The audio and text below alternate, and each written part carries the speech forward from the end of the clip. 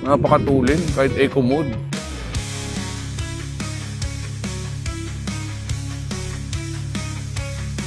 So ngayon testing naman natin sports mode.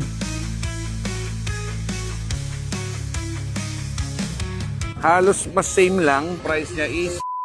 So guys, another electric scooter na naman, no? So dumadami na yung mga electric scooter dito sa Pilipinas. So ito guys, ito yung bagong-bagong model ng Bajaj na Shitak. So ito guys, matulin to. So ang range na ito is 113 to 150 km, no? Ang isang full charge. Tapos mapu-full charge siya 2 hours and 25 minutes hanggang 3 hours. So battery nito guys, kung di ako nagkakamali, 2.5 kW hanggang 3.5 kW. Depende siguro sa model at variant. So full charge nito guys, tatakbo ng 113 km hanggang 150 km. So sobrang haba guys, no? So may eco mode, meron din sports mode. So meron din siyang reverse. So maganda dito, para siyang Vespa. Tapos steel frame siya. So bakal siya guys. So kung katulad ng mga Vespa natin, ganito siya. Pero ito electric. So anong downside dito guys? Ito yung charging port niya. So charging port niya, nandito sa upuan. So hindi mo nahuhugot ang battery. Hindi nakakalas ang battery unlike sa ibang mga electric scooter. So ito naka-fix siya. Kung nakatira ka sa condo, tas walang power outlet, so medyo hindi siya bagay para sa'yo. Pero kung ang bahay mo naman may garahe, may saksakan, or may outlet sa condo nyo or basement parking nyo, all goods pa rin siya since ang charging niya is nasa around 2 to 3 hours lang. So ito yung itsura ng charger niya guys. So maliit lang, so kasya sa compartment. So compartment niya, gaano kalaki? So ganito kalaki guys, napakalalim.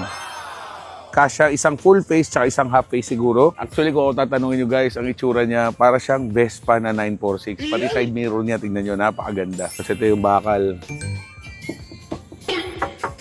Gusto ko i-testing, tingnan natin guys kung ano yung magiging impression ko sa kanya. Ang maganda dito guys isa, meron siyang reverse. O yan, no? Pero mabagal lang yung reverse niya. Tingnan nyo, meron siyang 5 inches na TFT gauge. Tapos napakaganda ng mga buttons niya. Hindi siya yung typical na electric scooter. So meron siyang neutral, may drive, may reverse. Plus signal light niya left and right. Tapos ito yung high, ito yung busina niya. Tapos meron siyang Bluetooth connection. Ang nagustuhan ko dito, meron siyang sahig. So makapaglagay ka ng gamit. Tapos top speed nito guys sa 80 km per hour lang. Tapos makikita nyo yung battery, parang nasa 80% ng battery pero meron pa siyang 105 na kilometers na tatakbuhin. So ang range nito pag full charge nasa 150. So, depende na lang sa piga ninyo. So ngayon guys, testing natin. So naka-eco mode muna tayo guys. Napakatulin kahit eco mode. So guys, mula dito, tingnan natin kung ilang top speed eco mode. So 42 km per hour guys. So maiksing yun, no? So ngayon testing naman natin sports mode. Mas mabilis to. Di lang basta ride, may puso sa biyahe, negosyo, vlog, tulong, lahat may sisay at talaga.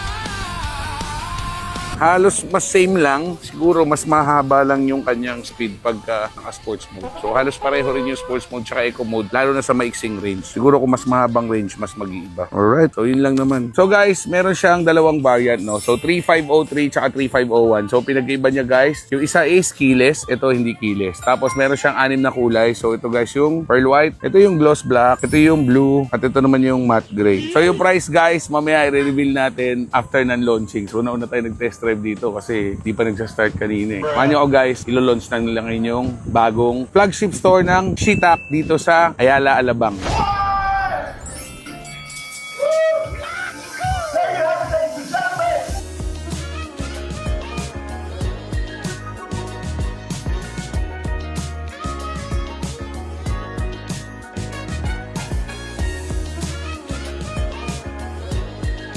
At ito na nga guys, ang price niya is 130,000. So kung tatanungin mo, bibili ba ako nito? So pwede naman kung talagang everyday ako nagmumotor. So all goods naman siya. Pero kung ako tatanungin, kung sobrang pera mo, all goods to. Pero kung hindi naman, sakto lang. So marami pang ibang budget meal na electric scooter. Get low, right?